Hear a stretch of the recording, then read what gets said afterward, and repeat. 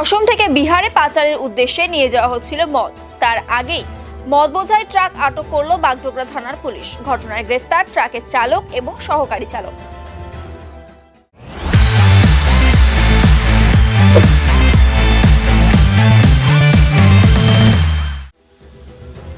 ধৃতদের নাম রিয়াজুল হক এবং শামসুল হক, দুজনেই অসমের বাসিন্দা।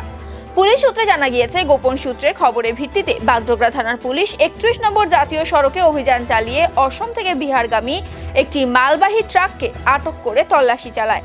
ট্রাকের ভেতরে একটি গোপন চেম্বার পাওয়া যায়, সেখানে লুকিয়েই পাচারের উদ্দেশ্যে নিয়ে যাওয়া হচ্ছিল মদ। গোপন চেম্বার থেকে উদ্ধার হয় বিপুল পরিমাণে অবৈধ মদ।